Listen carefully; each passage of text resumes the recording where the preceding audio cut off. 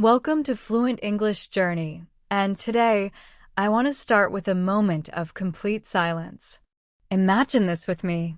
A quiet morning. No cars. No voices. No alarms. Only a soft wind brushing against an old window. And in that silence, you hear something else. Not outside. Inside you. A small question that slowly wakes up and whispers, "What if today changes everything?" This is the beginning of our long story together, a story made for advanced English learners who want to listen deeply, feel emotions, and understand English not only with the brain, but also with the heart. Now imagine a young man named Daniel. He is standing in a small room inside his apartment. The sun is rising, and the light falls on his face in a warm, golden color. But his eyes do not show light. They show something heavy. Something he has been carrying for years. Maybe you know this feeling too, the feeling of walking through life, day after day, but not really living. Daniel feels like the world is moving, growing, changing, but he is stuck. He wakes up every morning and asks the same question. Why does everything feel so heavy? Today, however, is not like every other day. Today begins differently. Because today, Daniel must go to a place he has avoided for a long time. A place he wishes he didn't have to visit. A place that smells like old flowers and soft rain. Today, he must go to a funeral. A funeral is not a pleasant place. It is quiet. It is slow. It is heavy. But it is also a place where life becomes clear. When people stand near loss, they begin to see themselves in a new way. And Daniel, even if he doesn't know it yet, is about to experience something that will change how he speaks, how he listens, and how he understands life. He takes a slow breath. He looks at the black suit on his chair. He does not want to wear it. He does not want to go. But he must. It is the funeral of someone he once knew well, someone who taught him something important, even if he didn't understand the lesson at that time.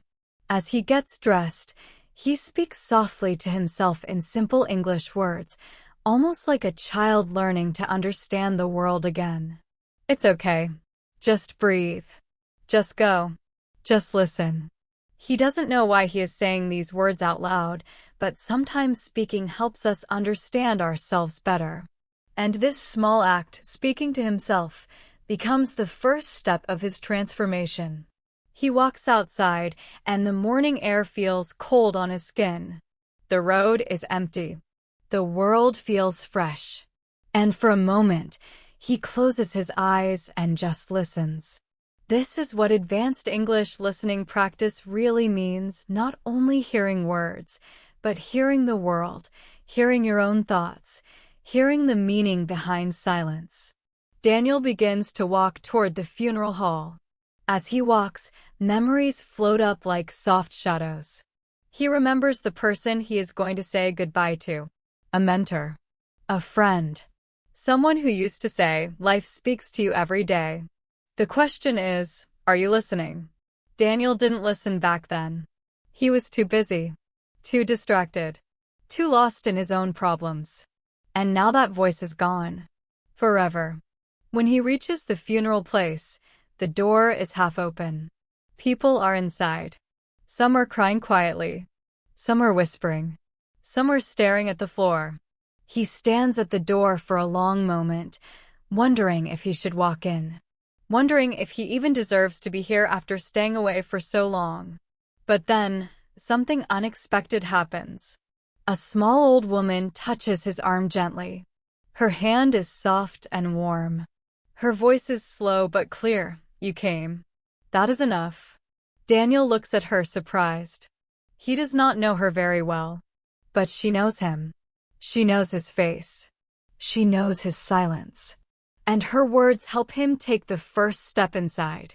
The air inside the hall is thick with emotion. Flowers are everywhere. Soft music plays in the background, a slow, peaceful melody that makes the heart feel heavy and light at the same time. People are sharing stories, remembering moments, speaking with soft voices. Daniel stands at the back of the room, unsure of what to do. He watches people. He listens.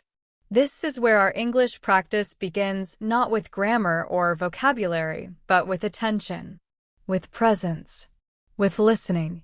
He listens to a man speaking about how the person they lost always knew how to make someone feel seen. Another person talks about kindness. Another talks about mistakes. Another talks about forgiveness. Every voice gives Daniel a small piece of the puzzle he has been trying to solve for years. Why do we live? What matters? What doesn't? Why are we so afraid to speak? Why do we stop listening? Then the room becomes quiet. A silence so deep that Daniel feels it inside his bones. And in this silence, a soft thought rises inside him. Have I been living my life without listening to it? He takes a seat near the back. His hands tremble slightly. Not because he is cold, but because something inside him is shaking awake. A man stands at the front of the room and begins to speak. His voice is calm, slow, and warm, perfect for our listening practice. He says, "Today we gather not only to say goodbye, but to remember how to live. We're here to remember the small lessons we forget every day, lessons about gratitude, about noticing, about speaking, about listening." Daniel feels these words hit him deeply.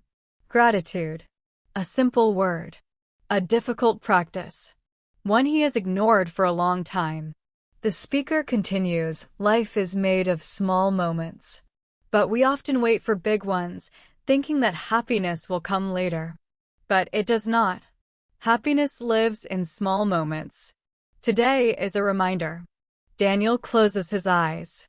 He breathes slowly. He remembers how he used to ignore these small moments.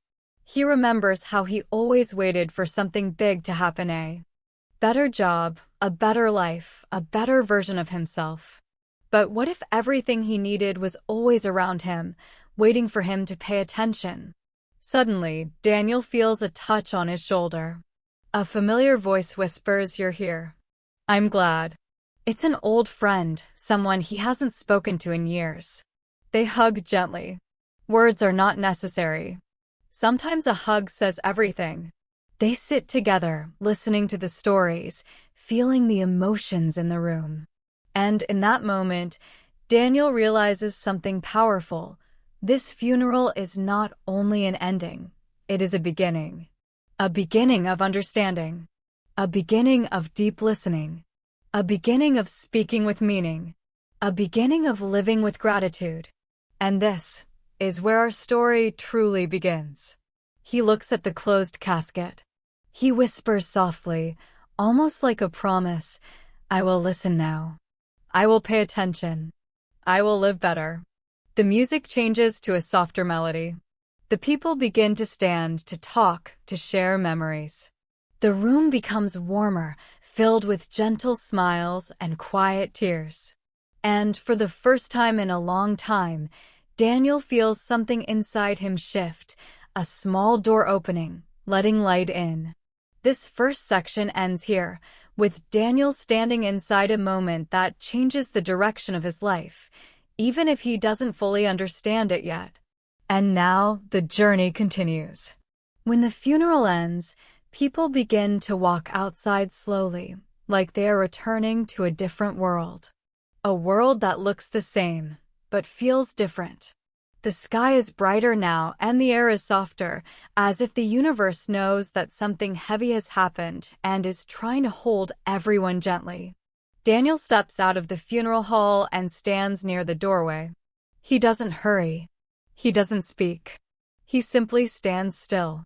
Sometimes after a goodbye, silence is the only thing that makes sense. He watches people walk to their cars, holding flowers, wiping tears, hugging each other.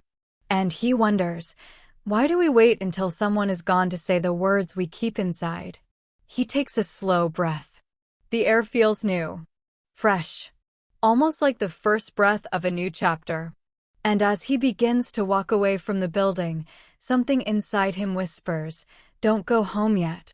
He listens to that small inner voice, the voice he usually ignores. Today, he chooses to follow it. So he starts walking with no clear destination. His footsteps are slow. His mind is full. His heart is heavy but awake. And every few minutes, another quiet thought rises inside him, like a soft wave. I should have visited more. I should have listened more. I should have said something. Why didn't I speak when I had the chance? These thoughts hurt. But sometimes pain is the beginning of understanding. He walks toward a small park nearby, a place he hasn't visited in many years. The park looks simple. A few trees, a wooden bench, a path covered with fallen leaves. But today, everything feels different.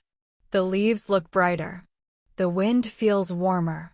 The world looks clearer, as if someone cleaned the glass in front of his eyes. He sits on the wooden bench. It creaks under his weight, like an old friend saying hello after a long time. Children are playing in the distance, laughing. A dog runs through the grass, chasing a stick. An old man feeds birds with gentle hands. These small scenes of life touch Daniel in a way they never did before. He whispers to himself, I never noticed these things. It is a simple sentence, but it carries a long history. Because Daniel's life has been busy, noisy, rushed. He wakes up late. He goes to work. He comes home tired. He scrolls through his phone. He sleeps. And the next day, he repeats the same cycle. He hasn't looked at trees in years. He hasn't listened to children laughing. He hasn't felt the wind on his face. But now, after the funeral, everything feels sharper, clearer, more alive. Maybe this is what loss does, it opens the eyes. A soft voice speaks near him. Beautiful day, isn't it? Daniel turns. It's the old man feeding the birds. His smile is small but warm, like sunlight touching cold water. Daniel answers quietly, yes, it is. For a moment, they sit together in silence. Not a heavy silence. A peaceful one. A silence that feels like two strangers sharing the same understanding without needing many words. Then the old man says, you look like you're carrying many thoughts. Daniel smiles shyly. I guess I am. Funeral, the old man asks gently, without looking at him. Daniel nods. The old man continues feeding the birds, each movement slow and careful. You know, he says, I lost my wife 10 years ago. And on the day of her funeral, I came to this same park. I sat right there on that bench. I didn't speak to anyone. I just watched the world. He points to the sky, the trees, the birds. It felt strange how everything continued, even though my world had stopped. Daniel feels the words sink deep into him. Yes, he whispers.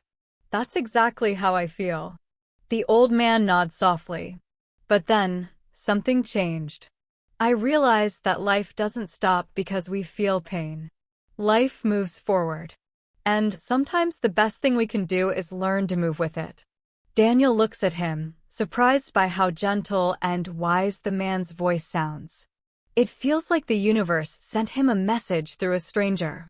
The old man continues, when you lose someone, you start to see things more clearly.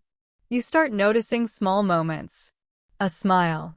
A warm breeze. The sound of a child laughing. Before my loss, I never cared about such things. But after, everything became precious. Daniel's chest feels tight. Not painful. Just full. Full of something new.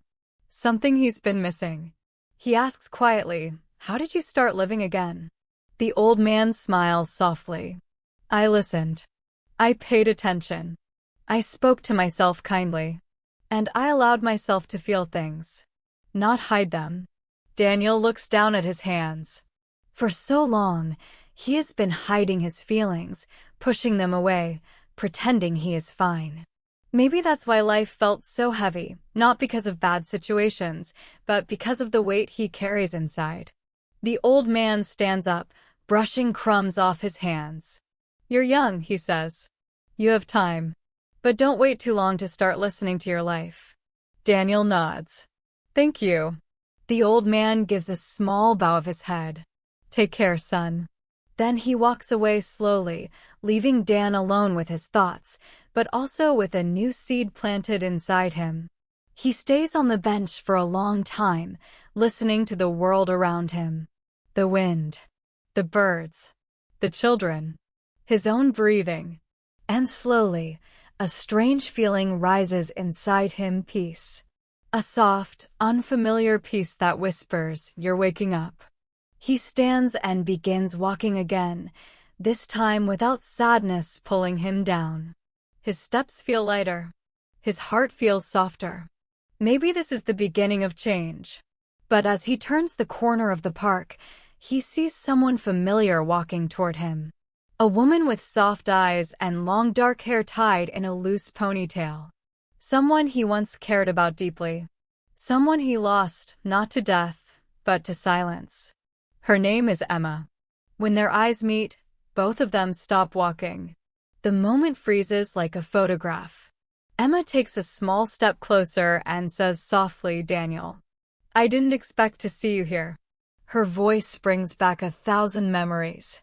And in that moment, Daniel feels something old rise inside him, regret, confusion, something unfinished. He speaks slowly, his voice gentle. "Emma. Hi. I didn't expect to see you either." She smiles politely, but her eyes show something deeper, sadness mixed with warmth, like she has been holding a question inside her for a long time. "Were you at the funeral too?" she asks. "Yes," Daniel says. They stand together in silence for a moment. Not a comfortable silence. A silence full of things unsaid. Finally, Emma looks at him and says, "I'm glad you came. He always cared about you, you know." Daniel looks down. "I didn't visit him enough." Emma shakes her head softly. "Nobody is perfect, Daniel. You're here now. That matters." Her kindness surprises him. He expected anger, or distance, or coldness. But she is warm, gentle, understanding. And this makes him feel something emotional, gratitude mixed with sadness. Emma looks around the park. "Do you want to walk for a bit?" Daniel nods. "Sure." They begin walking side by side, slowly. The air between them is soft but heavy. There are many things Daniel wants to say, but he does not know where to start. His mind is full. His heart is full. His English is simple. His feelings are complicated. Emma breaks the silence first. "I've been thinking a lot lately," she says. "About life, and about people, and about how we forget to say simple things like, 'Thank you,' or 'I'm sorry,' or 'I miss you.'" Daniel feels his chest tighten. Those are the words he never said to her. Words he wanted to say but never did. Words that might have changed everything. He speaks in a quiet voice. "I think I forget too much." Emma smiles gently. "We all do." They continue walking. A soft wind moves through the trees, and leaves fall slowly around them. It feels like nature is trying to tell them something, maybe that everything falls and everything grows again. Then Emma stops walking. She looks at Daniel with eyes full of honesty. "Why did you disappear? You just stopped talking." "I never understood why." Daniel's heart pounds. This is the moment he has been avoiding for years. But something inside him whispers, "Speak. Don't run." He opens his mouth slowly. "I was afraid." Emma tilts her head slightly. "Afraid of what?" He takes a breath. "Of being seen. Of being known. Of not being enough. My life felt heavy. I felt lost. And instead of telling you, I disappeared." Emma looks at him for a long time, her eyes soft but searching. Then she says, "I wish you told me. I would have listened." Her words hit him deeply. Because listening, that's the thing he never allowed. He never gave anyone the chance to hear him, to help him, to understand him. Daniel swallows hard. "I'm sorry, Emma." The apology feels real. Pure. Heavy. But in a good way, like putting a heavy stone down after carrying it for years. Emma nods gently. "Thank you." That means something. They continue walking again. The silence between them now feels lighter, softer, warmer, like the beginnings of forgiveness. After a few minutes, Emma says, "You know, he always said you had a good heart. Maybe you just needed time to find it again." Daniel smiles sadly. "Maybe." She looks at him with a gentle expression. "Are you okay, Daniel? Really okay?" He thinks for a long moment.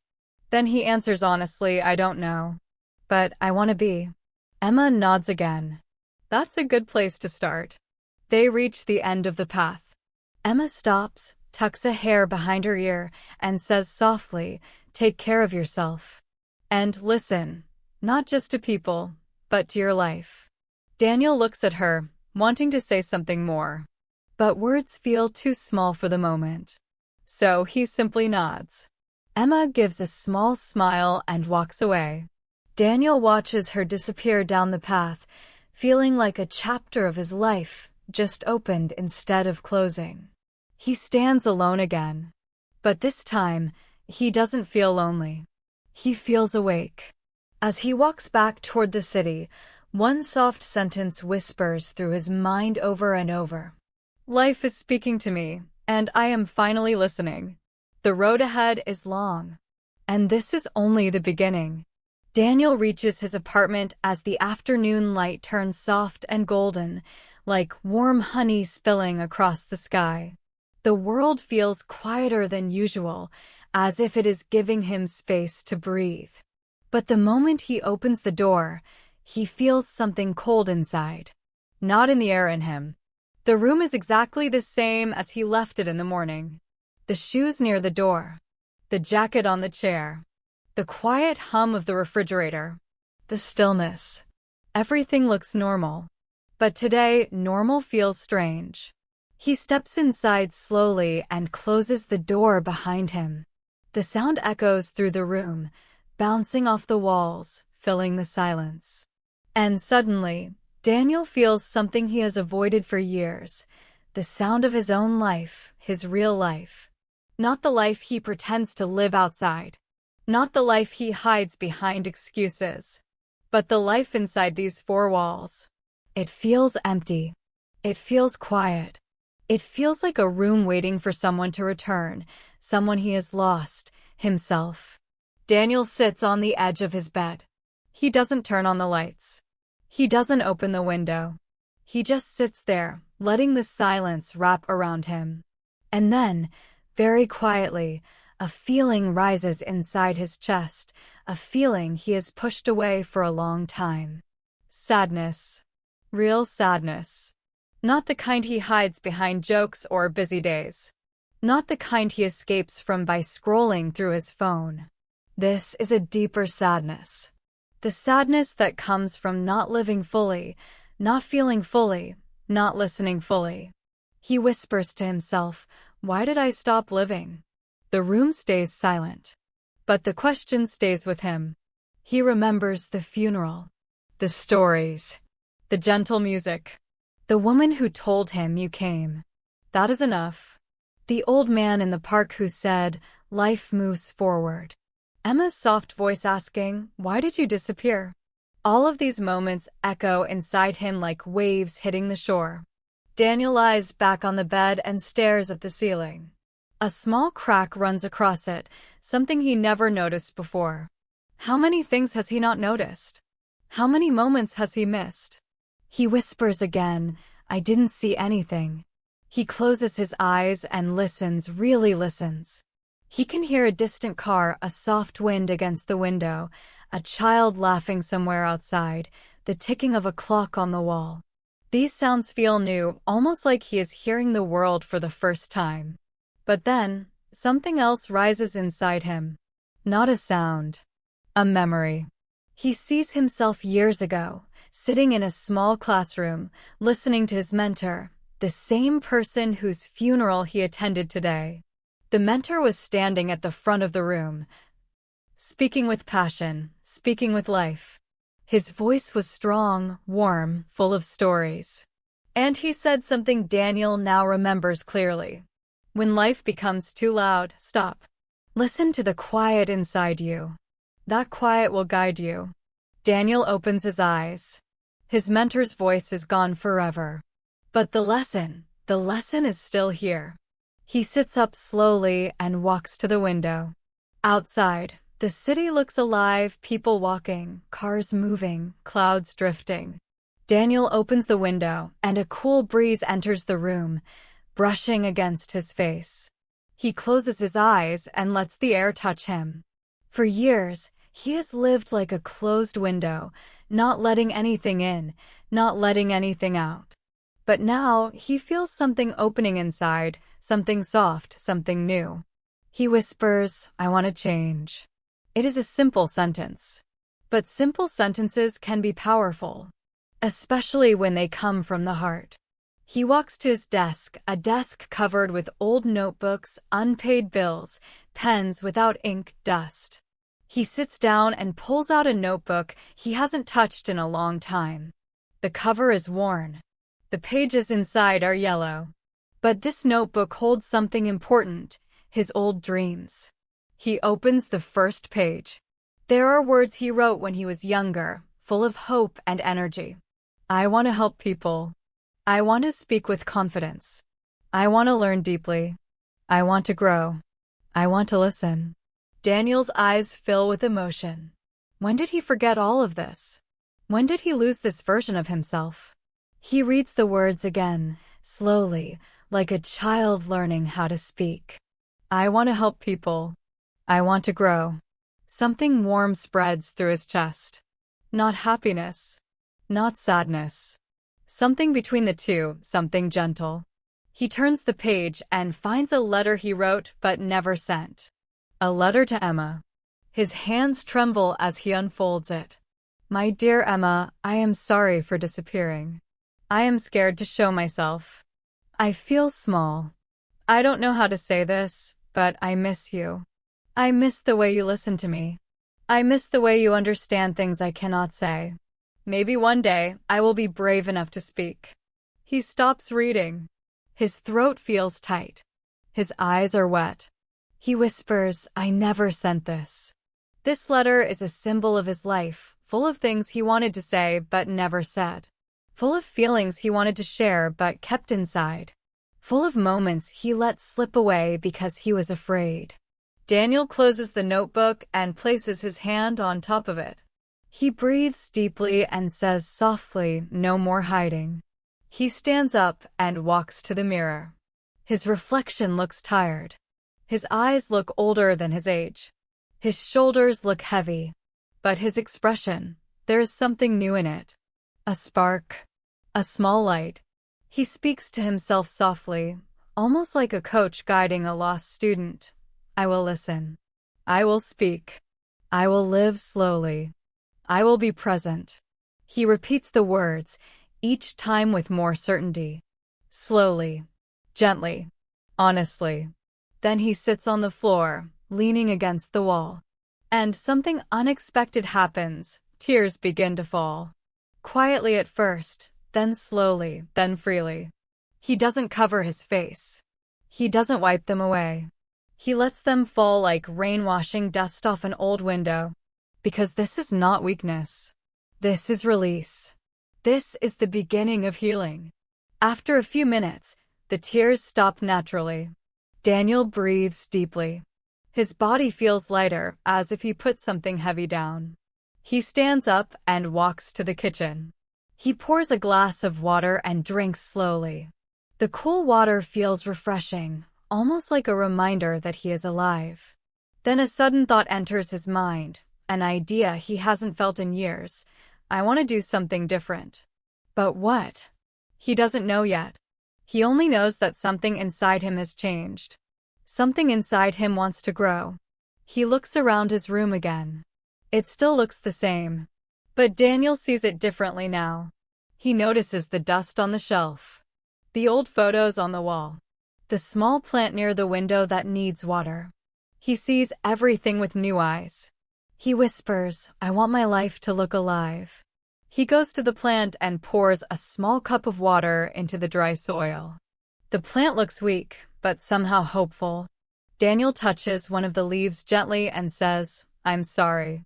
And in that moment, he realizes something important. This plant is like him. Dry, unnoticed, quiet, but still alive, still able to grow with care. He smiles softly for the first time today. Then he walks to the shelf and picks up an old photo. In the picture, he is standing with his mentor. Both are smiling. Both look alive. Both look hopeful. Beneath the photo, a small sentence is written in his mentor's handwriting. "You hear life through your heart, not your ears." Daniel holds the photo close. He whispers, "I'm listening now. I promise." He places the photo back gently and feels a new strength inside him, a quiet determination. And then, like a soft voice rising inside his soul, a simple question appears. What do I want to do with the rest of today? It's a powerful question. A question he hasn't asked himself in years. A question that opens doors inside him. He thinks for a moment, then smiles. A small, real smile. I think I want to walk again. He grabs his jacket and steps outside. The sun is lower in the sky now, painting the buildings in warm orange and pink colors. The world feels kinder, softer, more alive. As Daniel walks down the street, he notices things he never noticed before.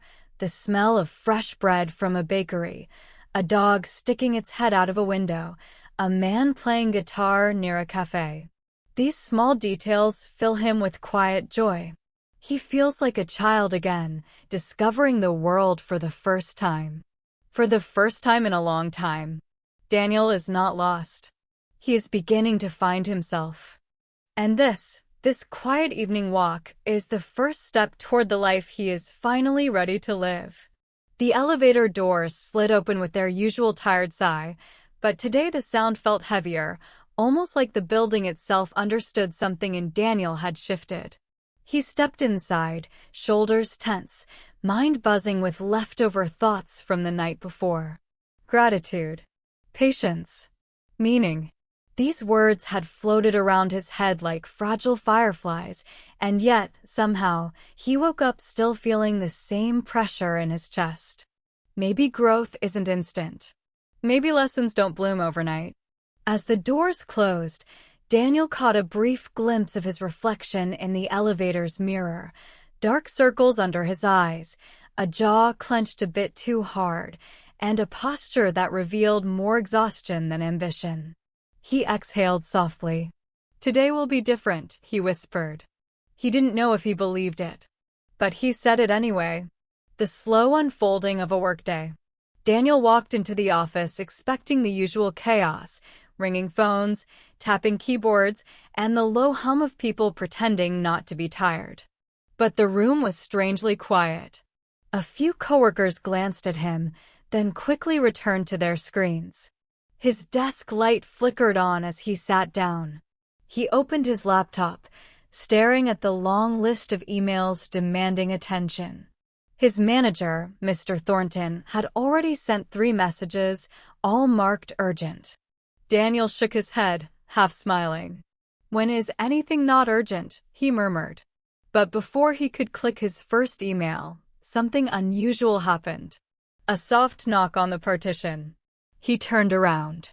"Morning, Daniel," said Maya, the intern, bright-eyed, soft-spoken, always carrying 3 notebooks like her life depended on them. "Morning," he replied, trying to sound more awake than he felt. She hesitated. I know you're busy, but could you help me understand the Johnson report? I've read it twice, and I still don't get what Mr. Thornton wants." Daniel froze. Normally, he would have said no. Normally, he would have pointed her to someone else and maybe even rolled his eyes internally. But today felt different. Not easy, not magically healed, but different. His mind flashed back to the old man in the cafe, to the unexpected warmth in that conversation, to the idea that maybe gratitude begins when you look beyond yourself. He cleared his throat. "Give me 10 minutes," he said gently. I'll walk you through it. Maya looked surprised, almost relieved. Really? Thank you. Her smile lingered for a moment before she hurried back to her desk. And Daniel felt something subtle shift inside him, something he couldn't quite name. Maybe appreciation. Maybe maturity. Or maybe the quiet pride that comes from choosing kindness even when life feels heavy. Small cracks in a hardened shell. An hour later, Daniel found himself at Maya's desk, explaining line by line how the data worked. She listened like every word mattered, nodding, writing notes, asking thoughtful questions. "You're really good at this," she said suddenly. Daniel blinked. At explaining? At understanding things deeply. She paused. And making them simple. It wasn't a dramatic compliment. Not poetic. Not exaggerated. But it hit him straight in the chest. For years, Daniel had believed he wasn't exceptional at anything, that he was just another ambitious worker drowning in a fast-moving world. But hearing someone genuinely notice his strength felt like sunlight cracking through a thick cloud. "Thanks," he said quietly. "No, really," Maya insisted. "Some people pretend to help. You actually do." And with that, Daniel realized something he had been blind to. Sometimes gratitude grows from being seen, truly seen, even in the smallest way. The unexpected call.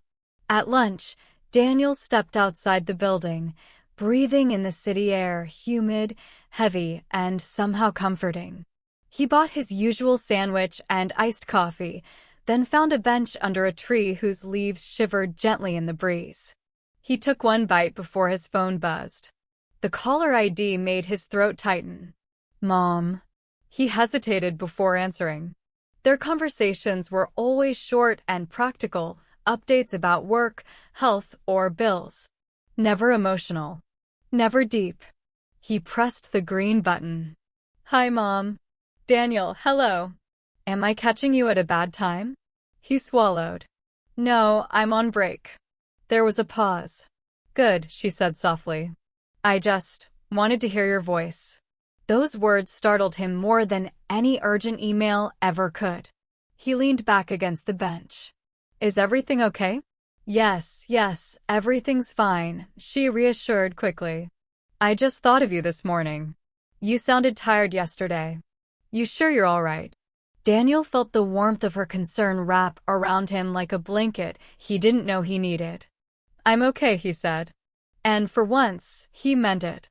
Mom sighed. "I know life is busy. I know you're working hard. But don't forget to rest, Daniel. Don't forget to breathe." Something trembled inside him, as if her voice had found a crack in his armor. "I'll try," he whispered. "Good." Another pause.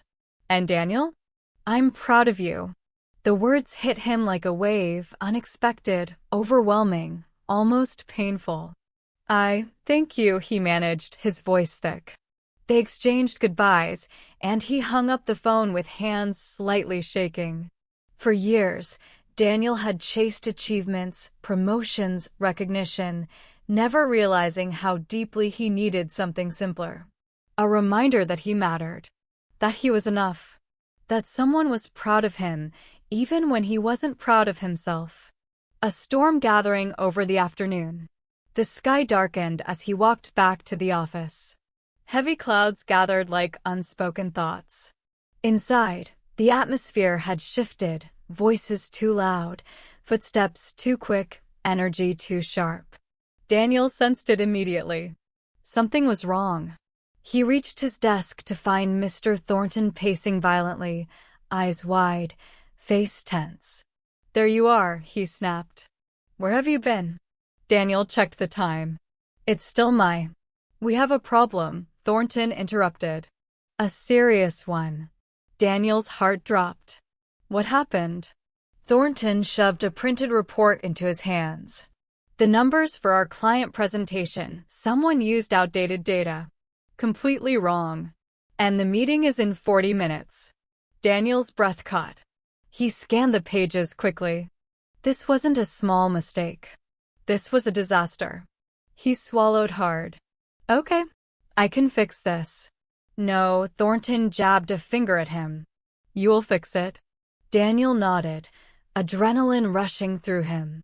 His fingers trembled as he sat at his laptop, typing as fast as he could. The office buzzed like a hive shaken by a storm. People whispered, glanced at him, pretended not to stare. 30 minutes left. 20. 15. Daniel felt sweat slide down his back. His thoughts blurred into numbers, spreadsheets, formulas, an intense tunnel of focus. Gratitude evaporated, replaced by pressure, panic, the fear of failing publicly and spectacularly. 10 minutes left. He hit Generate Report. The screen froze. No, no, no, come on, he whispered desperately. 5 minutes left. Suddenly, the screen flickered. The report exported. He slammed print. Thornton snatched the pages the second they came out of the machine. Without a word of thanks. Without a nod of appreciation. Without even looking at him. Daniel leaned back in his chair, chest heaving, hands still shaking. For a moment, he felt hollow. Used. Invisible. All that work, yet no acknowledgement. No gratitude from others. No kindness returned. A familiar bitterness rose in his throat. Until he remembered the old man's words. The world may forget to thank you. But don't let that stop you from being grateful. The truth that hit like lightning. When the meeting ended, Thornton walked out smiling, shaking hands with the executives, bragging about the smooth presentation. He didn't mention Daniel once. Daniel watched silently from his desk. And in that moment, in the swirl of injustice, exhaustion, and quiet disappointment, a truth struck him like sudden lightning. Gratitude is not a transaction. Not something you give only when others give it back. Not a performance that guarantees applause. Gratitude is a choice. A direction. A discipline. Not always easy. Not always rewarded. But powerful. He breathed in deeply, slowly, calmly. The bitterness loosened its grip. He wasn't grateful for the stress. But he was grateful he could handle it. Grateful he had the skills to fix it.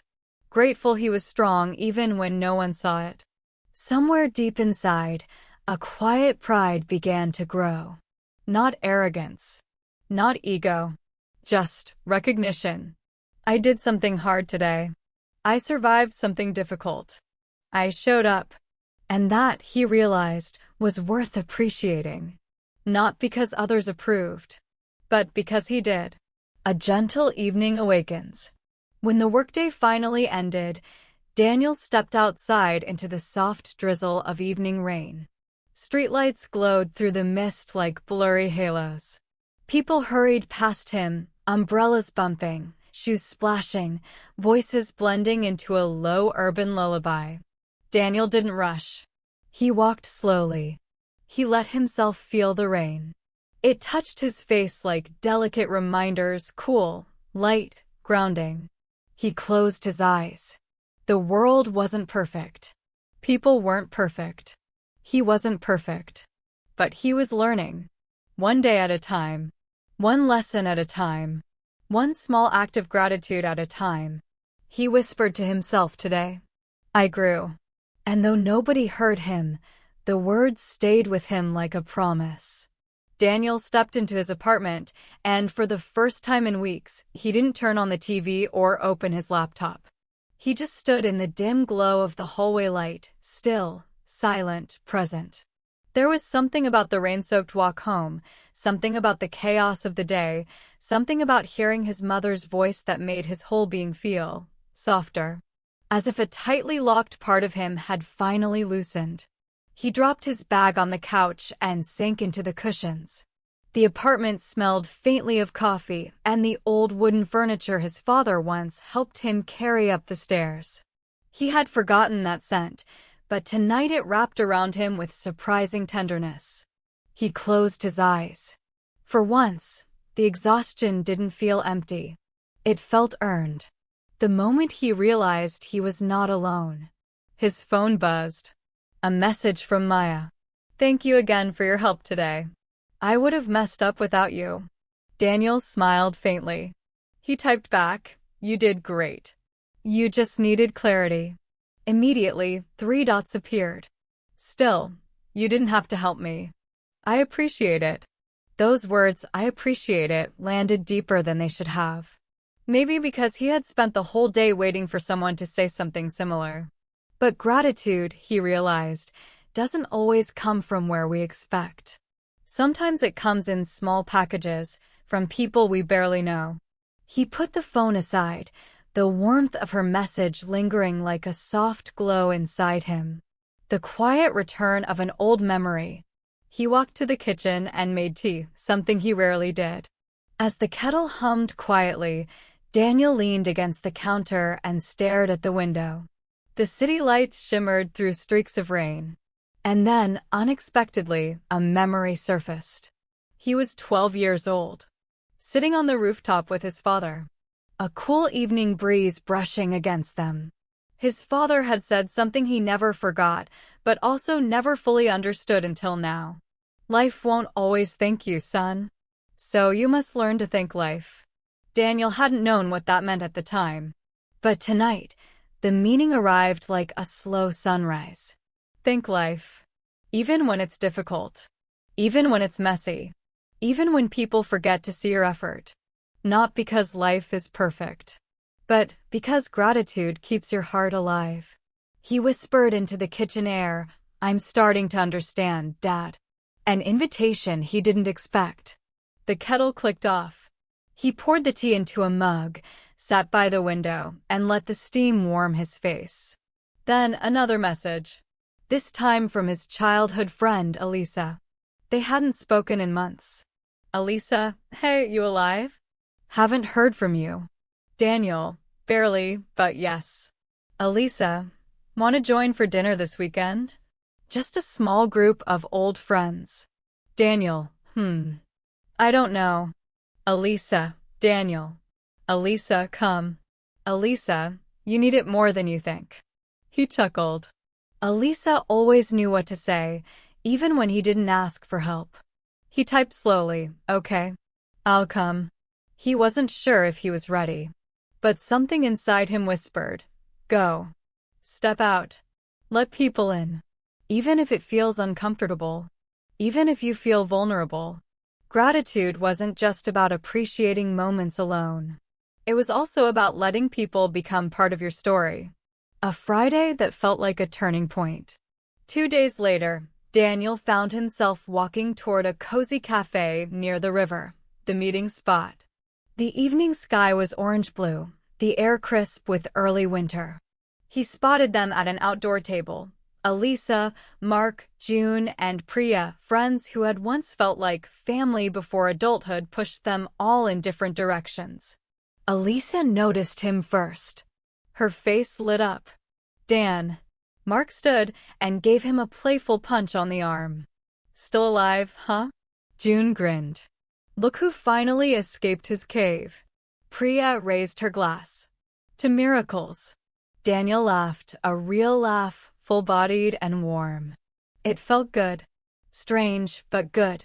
They talked about everything. Work disasters, silly memories, embarrassing teenage moments, old dreams, new fears. The more they spoke, the more Daniel felt something he hadn't felt in a long time. Belonging. Not because life was easy. Not because everything was perfect. But because he was surrounded by people who genuinely cared. And for the first time in months, he let himself simply be. The conversation that broke his walls.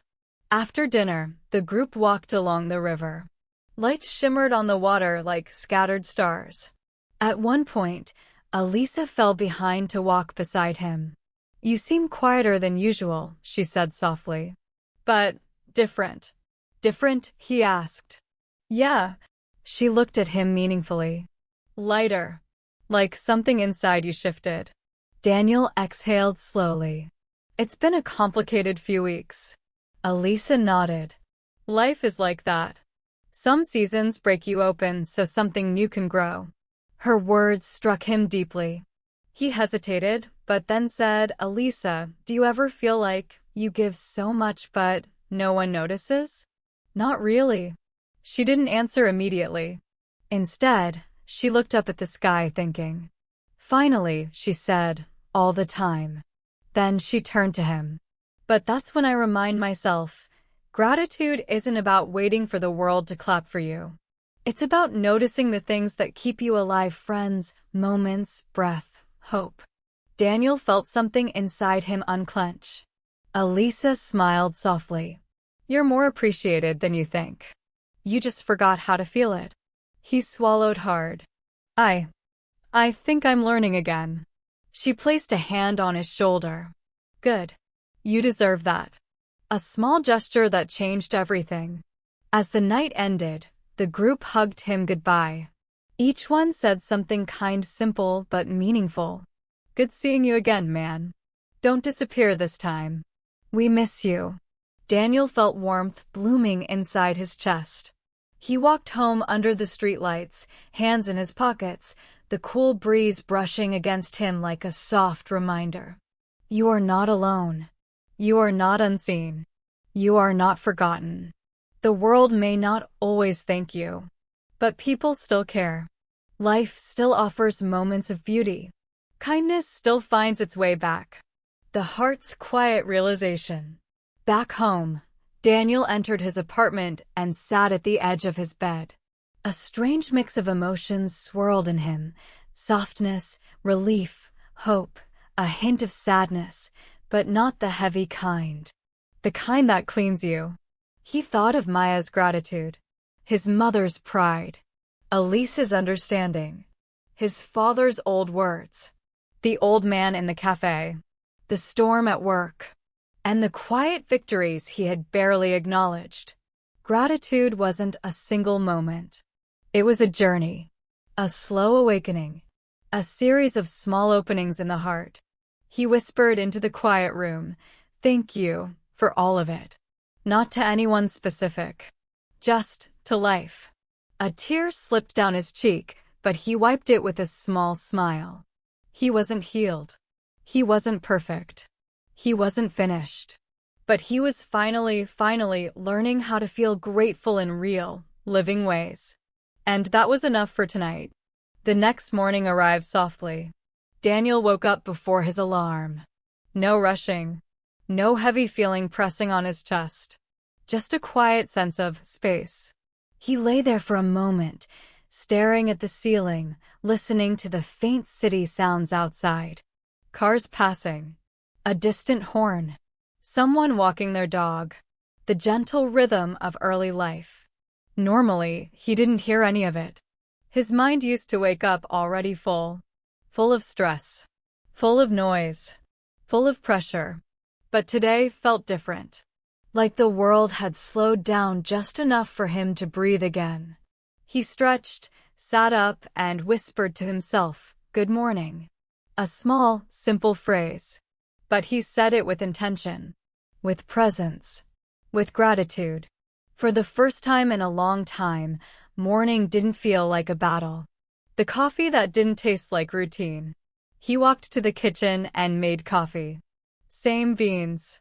Same mug. Same steps. But it tasted different. Richer. Smoother.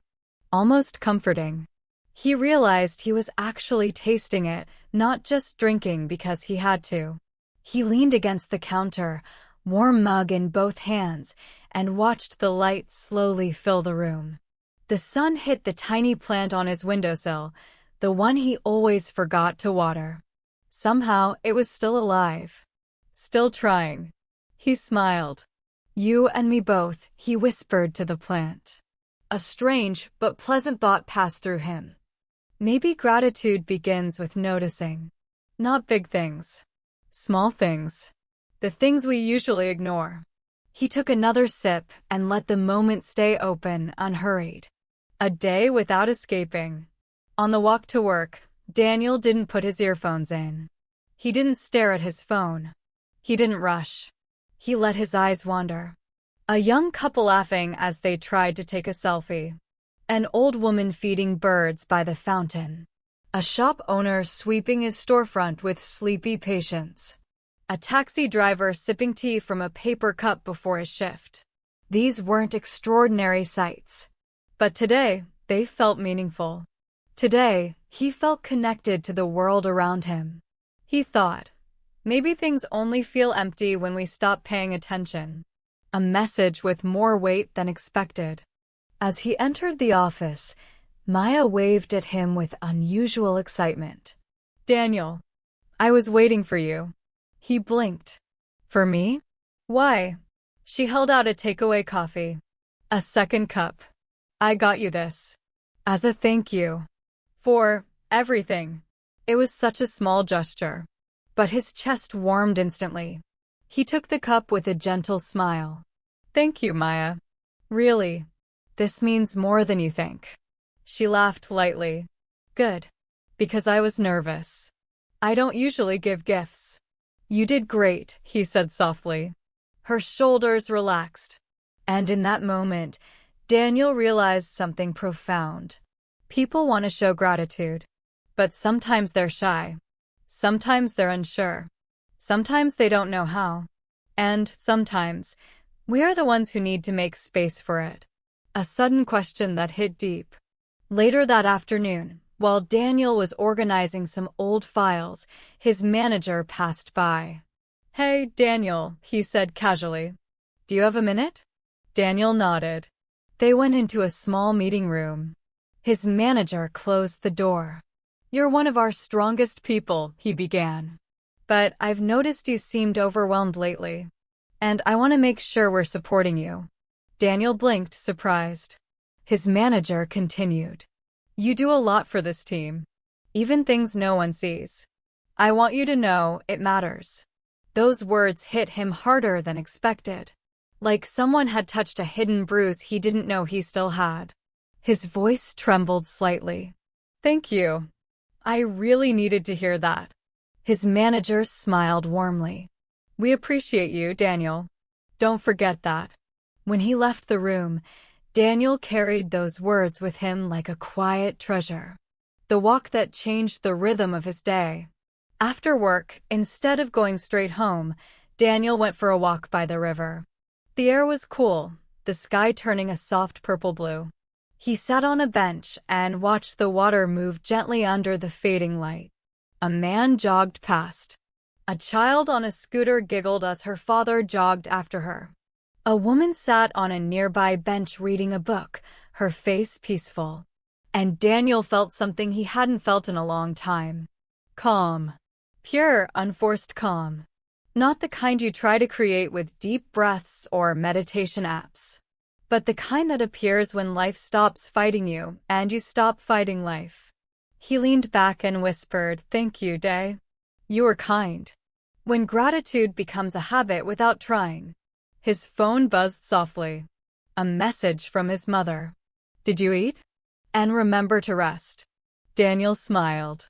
That simple question used to annoy him. But tonight, it felt like love.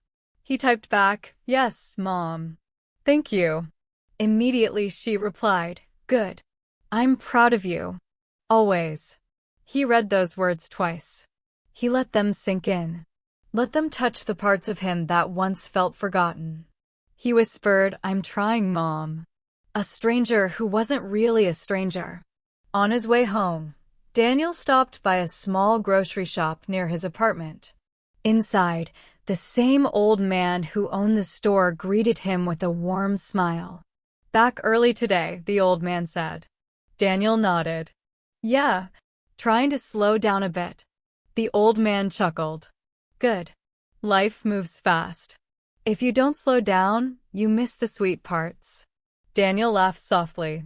"I think I've missed a lot." "Happens to all of us," the old man said. "But only a few people notice they missed it. And those are the ones who learn." Daniel paid for his things, but as he was leaving, the old man called out, "Hey, you look lighter today." Daniel paused, surprised. The old man winked. That's what happens when gratitude enters the heart. Daniel walked home with a smile he couldn't hide. The night he finally sat with himself. Back home, Daniel changed into something comfortable and sat on his bed. He didn't turn on the TV. He didn't reach for his laptop.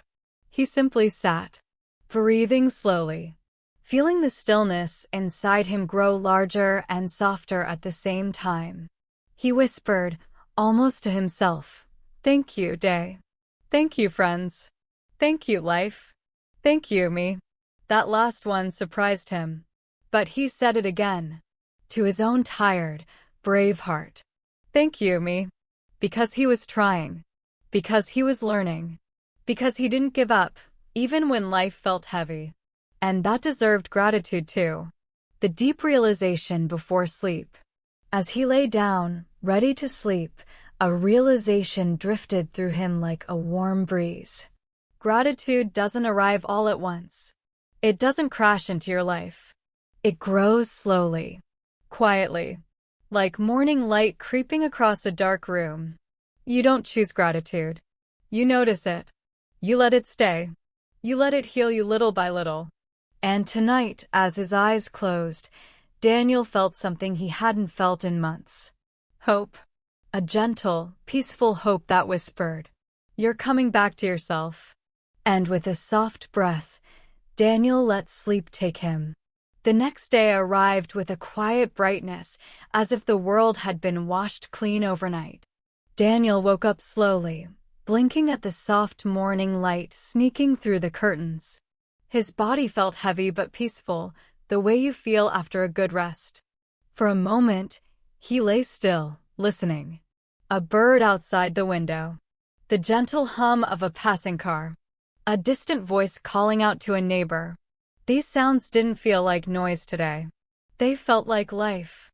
He stretched his arms and whispered, "Thank you, morning." The words came naturally, without thinking. Something inside him was changing. Something soft. Something steady. He didn't feel like a different person yet. But he felt like a person who finally had space to breathe. When the smallest detail matters most. On his way to work, Daniel stopped at a small bakery he rarely visited. The smell of warm bread filled the air, almost sweet, almost nostalgic. He stood in line behind a few people, watching the baker behind the counter. The baker was laughing with a little girl who held a chocolate croissant in her tiny hand. The girl giggled as the baker drew a smiley face on her napkin. Just a simple gesture. But it filled the whole shop with warmth. Daniel smiled quietly. When his turn came, the baker looked at him and said, "Good morning. What can I get for you?" Daniel hesitated. What do you recommend?" The baker leaned in like he was sharing a secret. "Try the cinnamon roll. It's warm, soft, and makes life feel better." Daniel laughed gently. "All right, I'll take one." When he tasted it outside the shop, he stopped walking. It was warm, comforting, sweet in a way that made his heart feel lighter. He whispered, "This is nice."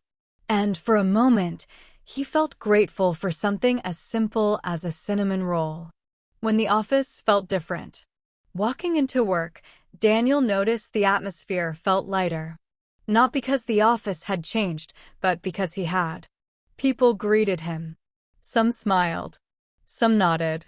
Some gave short, good mornings. Before, he barely noticed these moments. Now, he felt them. Maya waved from her desk, holding up a small pack of cookies. "I brought snacks for the team," she announced proudly. Daniel walked over. "Nice," he said. "Sharing sweetness?"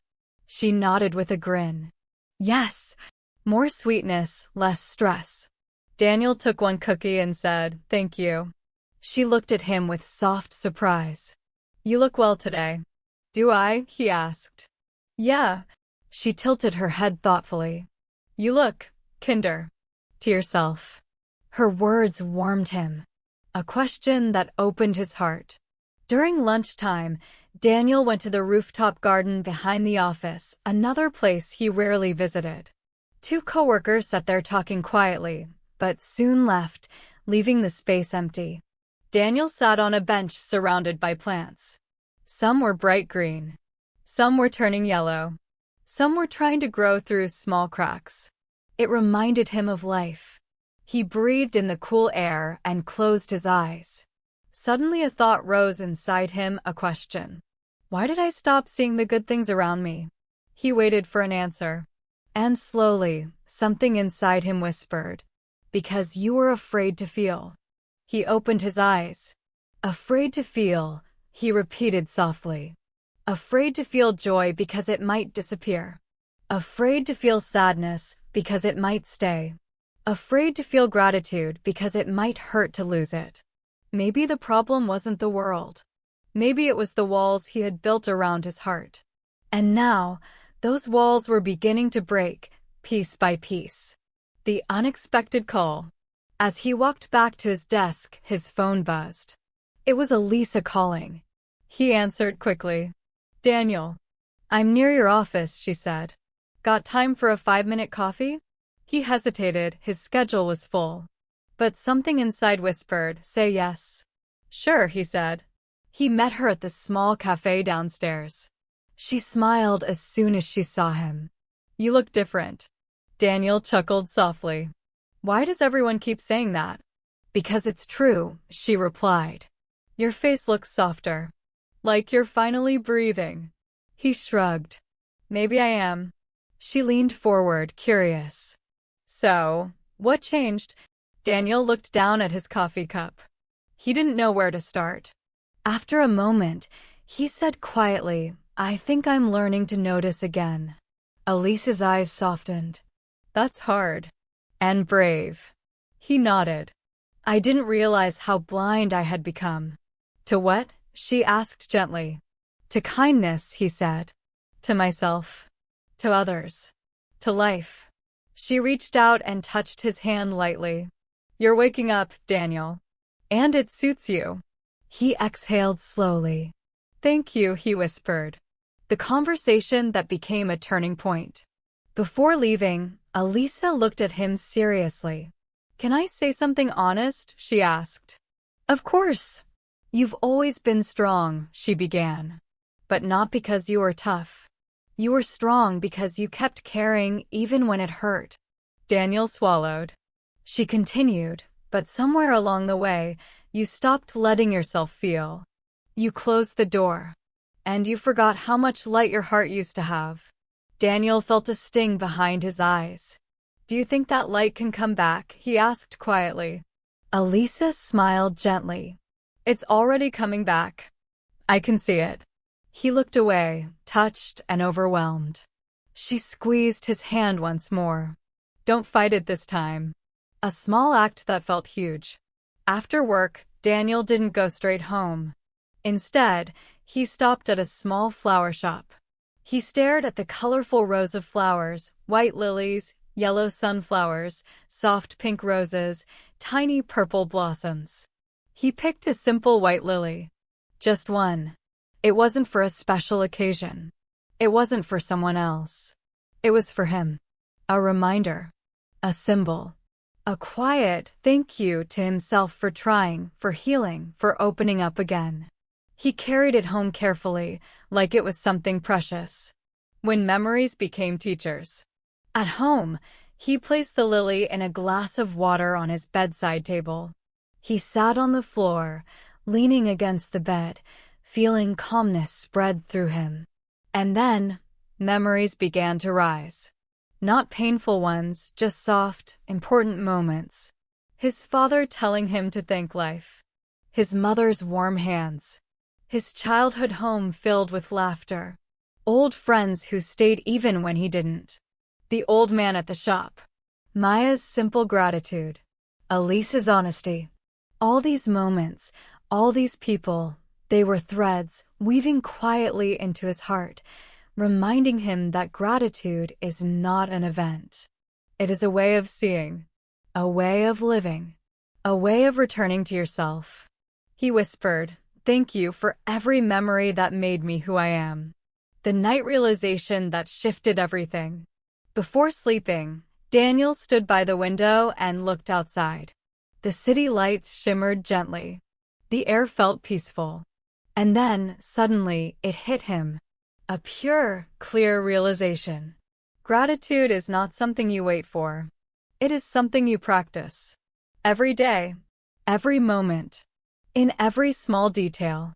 A warm drink, a kind word, a soft morning, a friend who understands, a chance to try again. He placed his hand over his heart. "Thank you," he whispered. To life, to the world, to himself. And for the first time, he didn't feel like he was forcing gratitude. He was simply feeling it. Natural, soft, real. He climbed into bed with a small smile on his face. Tomorrow would come with new challenges, new moments, new lessons. But he was ready, because his heart was finally open. When the rain finally stopped, the city seemed to breathe out a long, tired sigh, as if it had been holding its breath the entire evening. And I remember standing beside the small window of my apartment, listening to the faint dripping of water from the rooftop above me. It was late, almost too late for anyone to be awake, yet something inside me refused to rest. Maybe it was the weight of the week. Maybe it was the fear that I was falling behind in life. Or maybe it was simply the quiet truth that I had been avoiding for too long. I felt lost again. I felt unsure again. And I felt like my English, my dreams, my goals, everything was slipping through my fingers like water. But then, something strange happened. My phone buzzed. A message from a coworker I barely spoke to. He wrote, "Are you still awake? I think you need to see this." I didn't know what he meant. I hesitated. And then he sent another message, "Come downstairs." I almost didn't go. I almost stayed inside where it felt safe, even if safe meant stuck. But something in his tone felt urgent, almost like the universe tapping on my shoulder. So I grabbed my jacket, walked down the 3 flights of stairs, and opened the front door. And there he was, my coworker, Amir, holding 2 cups of hot tea and standing beside an old car that looked like it had lived through decades of stories. He smiled and said, "Come. I want to show you something." I didn't ask questions. I just followed. The moment I sat inside the car, he played a voice note from his uncle, a man who taught himself English from nothing, no school, no classes, nothing but pure desire. In the recording, the uncle spoke in slow, calm English with the kind of confidence that grows from struggle, not comfort. He said something that hit me deeply. Fluency is not speed. Fluency is freedom. And freedom comes when you stop fighting yourself. For a moment, I forgot to breathe. Those words felt like a soft hand on my shoulder. They felt like permission to stop running and start learning again with peace. Amir looked at me and asked, "Why are you so hard on yourself?" I didn't know how to answer. Maybe because I always compared myself. Maybe because I always felt behind. Maybe because I believed fluency belonged to other people but not me. But then Amir's voice broke through my thoughts. "Let's go," he said. And he drove us across the quiet city, past the last buses, past the empty shops glowing under yellow streetlights. After a long silence, he parked near an old bridge. The river below moved slowly, like it was carrying old memories away. We got out of the car. The air felt cold, sharp, alive. I heard the soft rush of water and the distant hum of late-night traffic. And then Amir said something I will never forget. "You know why I brought you here? Because I learned English right here. Alone. Listening to the river. Talking to the sky. Practicing like a child learning to speak again." He laughed softly. I sounded silly. I sounded wrong. But I kept going. I looked at the river. I looked at the dark sky. And for the first time in a long time, I felt something shift inside me, not fear, not pressure, but quiet determination. Maybe learning didn't have to be heavy. Maybe English didn't have to feel like a mountain. Maybe fluency wasn't perfection. Maybe fluency was simply continuing. I closed my eyes and whispered a sentence in English, soft and shaky. I will keep going. The words floated into the cold night and drifted toward the river as if the water wanted to carry them. And in that moment, something opened in me, something small but real.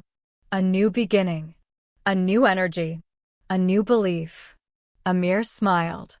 That's it, he said. That's your turning point. Not tomorrow. Not next week. Here. Tonight.